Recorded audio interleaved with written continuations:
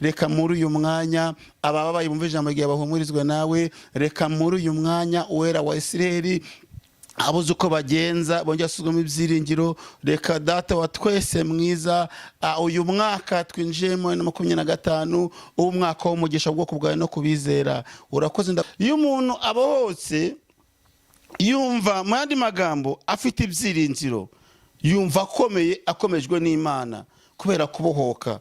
Imana itugirire neza. Imana nikoresha itegeko ibintu byose birayumvira. Imana nikoresha itegeko iracyahimira n'imiyaga kugira ngo uyu mwaka nawe uzanezerwe. Hari imyaka umaze iminsi itambutse warababaye, hari imyaka itambutse nyine wumva utaguwe kugira ngo umenye agaciro k'ijambo ry'Imana. Niyo mpamvu nkwinginze ngo umenye cyangwa se utekereze kugira ngo Imana yamvanye mu mwaka wa 2024 ikanyiza 2025 ni ikirimo kunshaka cyangwa se n'iki yabikore.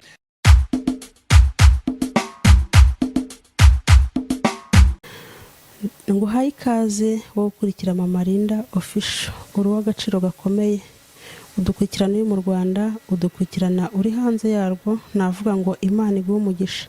Birashoboka ko waba utameze neza, ariko kuri iyi si bibaho. Uyu munsi ushaka kuba umeze neza, ejo bikanga, ariko nakubwira ijambo ryiza mvuga nti isunga Yesu Kristo nk'umwami n'umukiza, ni ukuri azagutabara. Imbere yanyu hari umutumirwa.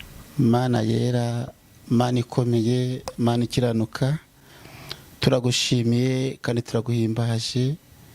Impamvu tugushimiye ni ko waturinze uwera wa Isiraheli, watundiye muri mwaka wa 2024 dusohoye mu mwaka wa 2025. Nishimwe rikomeye, ni gitangaza gikomeye, izagenda rihabwa icyubahiro. Uyu mwanya uwera wa Isiraheli twongeye kugaruka imbere y'amaso yawe kuri channel Mama Linda Official, dushima izina ryawe uwera wa Isiraheli.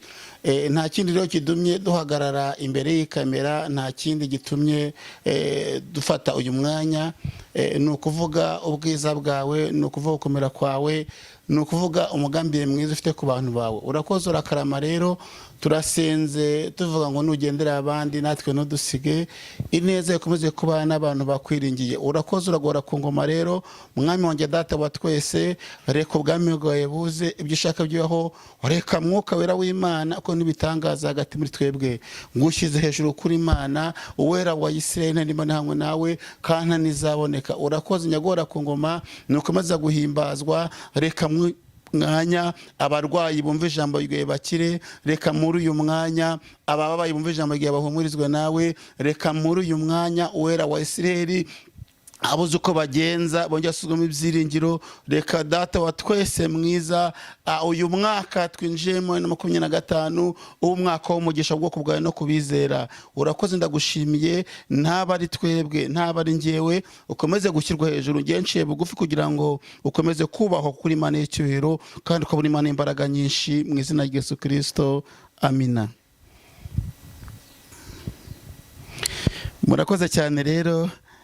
Twongeye kugira umugisha wo kongera kugaruka tuvuga ijambo ry'Imana, tubwiriza ubutumwa bwiza. Duherukana umwaka utambutse wa 2024, ariko uyu mwanya tugarutse dushimira Imana ko yaturinze. Imana yacu ishimwe kandi Imana yacu ihabwe icyubahiro. Turanezerewe Imana umutima rero ko yakoze iby'ubutwari, ibyo abana natoshoboye gukora. Imana yarabikoze, irinda imiryango yacu, irinda itorero ryayo, irinda ubwoko bwayo. Imana yacu tureshimiye kandi Imana yacu nihimbazwe. Uyu mwaka wa 2025 ni umwaka mwiza. Mu yandi magambo ni umwaka w'imbabazi z'Imana. Mu yandi magambo ni umwaka abantu bagiye guhura n'Imana. Uyu mwaka wa 2025 ni umwaka w'ihumure kubizera, ni umwaka Imana izasoza amasezerano kuba yavuganye nayo. Uyu mwaka wa 2025 ni umwaka Imana iziyerekana, ni umwaka Imana izakora ibitangaza. Imana yacu ntabwo icyubahiro kandi Imana yacu itugiriye neza kandi Imana yacu ikomeze guhimbazwa. Imana ishimwe.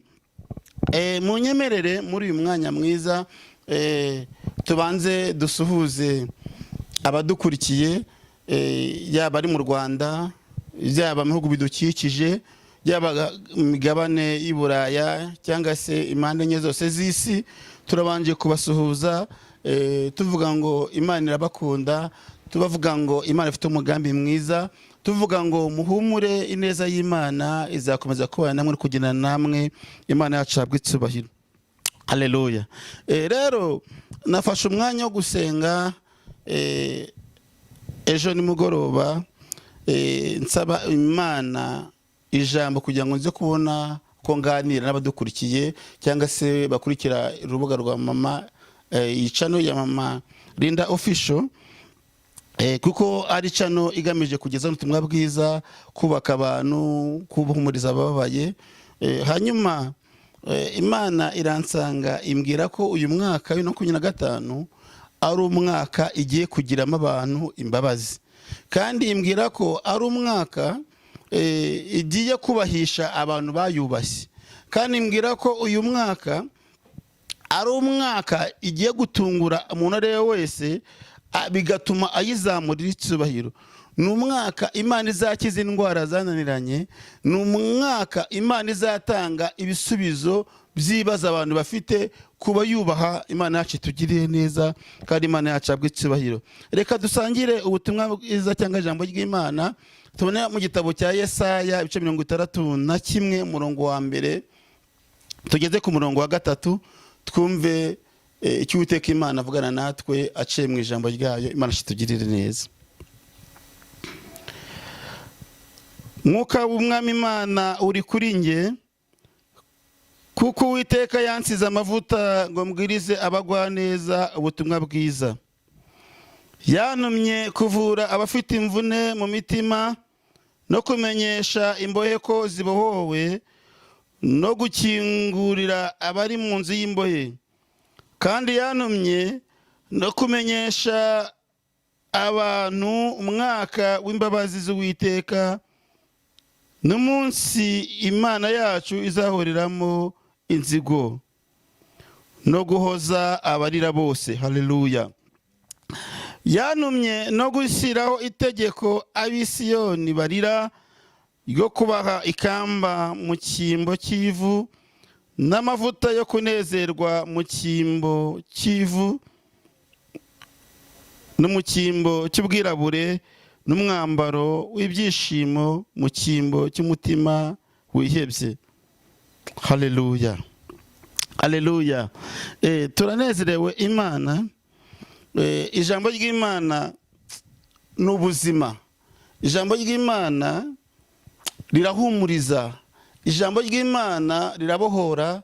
Niyo mpamvu uyu mwanya Yesaya yahanuye neza. Uyu mugabo witwa Yesaya ni umuhanuzi ukomeye, muhanuzi bakuru bo mu isezerano rya kera. Ni umugabo Yesaya nawe arimo.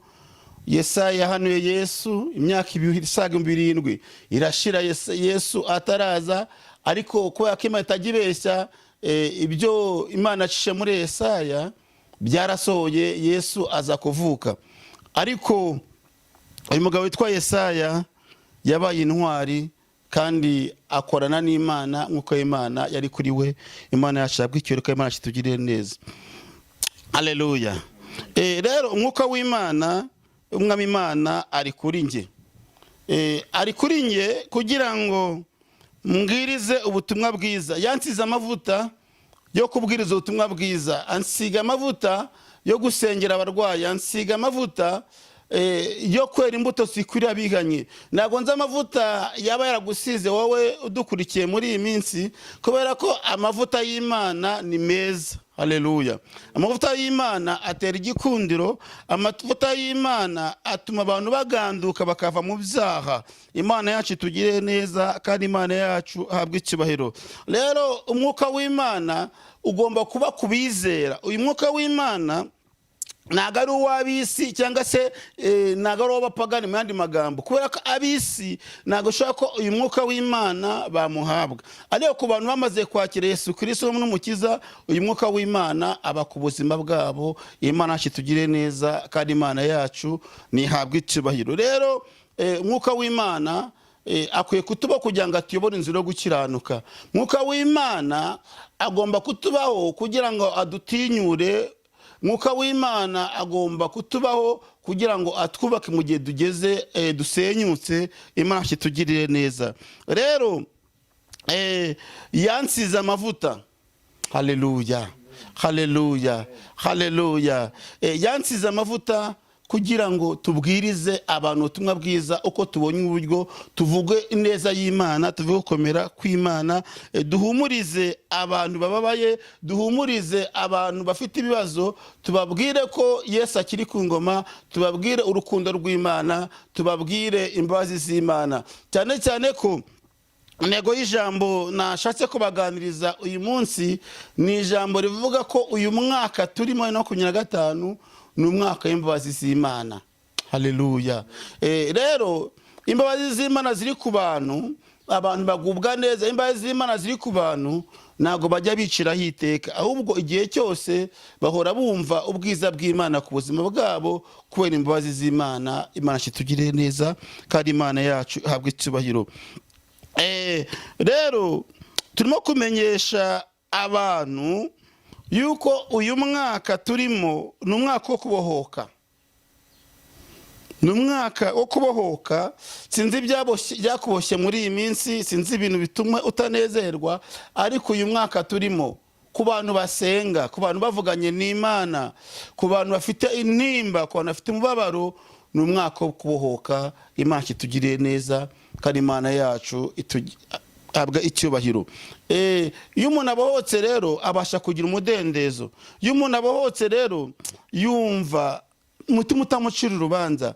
Iyo umuntu abohotse yumva, mu yandi magambo, afite ibyiringiro, yumva akomeye, akomejwe n'Imana kubera kubohoka. Imana kitugiriye neza. Hari umuririmbyi tuba turirimba wa 99 mu ndirimbo z'agakiza.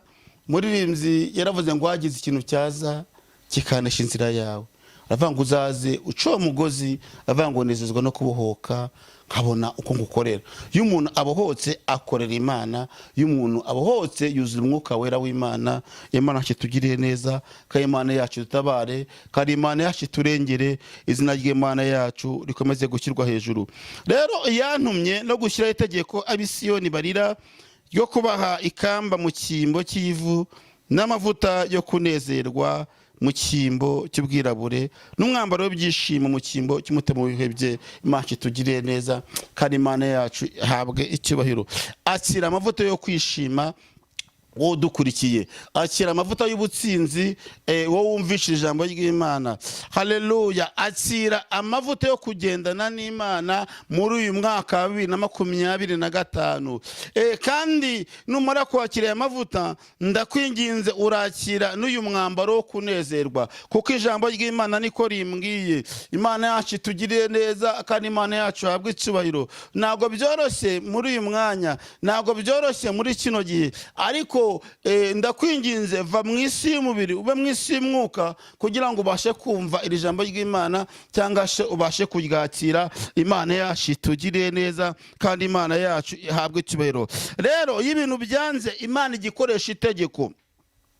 Niyo mpamvu n'umwanya mwiza wo gusenga nginga Imana igakoresha itegeko ku buzima bwawe. Haleluya. Imana nikoresha itegeko ibintu byose birayumvira. Imana nikoresha itegeko iracyahimira n'imiyaga kugira ngo uyu mwaka nawe uzanezerwe. Hari imyaka umaze iminsi itambutse warababaye, hari imyaka itambutse nyine wumva utaguwe neza, hari imyaka itambutse umva ubuzima bwaranze, ariko uyu mwaka wa 2025 bishoboye kwemera. Girira Imana icyizere ko azamure kwizera kwawe, kubera ko Imana ifite itegeko ikoresha ibintu byose bikumva, kuko ni Imana ishobora byose, nirubasha nirurangiza rwa burundu. Imana yacu yabwa icyubahiro kandi Imana yacu ishyirwe hejuru. Rero yantumye no gushyira itegeko abantu b'Isiyoni barimo kurira.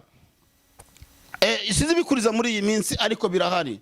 ariko mu ijuru hari Imana ikoremo n'ibitangaza. Mu ijuru hari Imana ihindura ibyanze guhinduka. Mu ijuru hari Imana ibasha guhanagura amarira. Mu ijuru hari Imana ibasha gukiza agahinda. Imana yacu nihabwa icyubahiro kandi Imana yacu ikirwa hejuru. Rero nabwira ngo akira aya mavuta ashoboye gutuma kongera kuzura umwuka wera. Akira aya mavuta ashoboye kongera kumva umwuka w'urukundo wongeye ukuzaho. Akira aya mavuta y'Imana. Haleluya. Umuririmbyi niwe wavuze ngo amavuta Yesu mbone kwaka, avuga ngo amavuta ndakwinginze. Aya mavuta y'Imana rero arakenewe. Abagabo bakeneye amavuta y'Imana, abagore bakeneye amavuta y'Imana, abaririmbyi bakeneye amavuta y'Imana, abakomera rojo bakeneye amavuta y'Imana kugira ngo atume ubwiza bw'Imana buba ku buzima bwabo. Imana kitugire neza kandi Imana yacu ihabwe icyubahiro. Ntago ndaza gutinda muri uyu mwanya muri kino kiganiro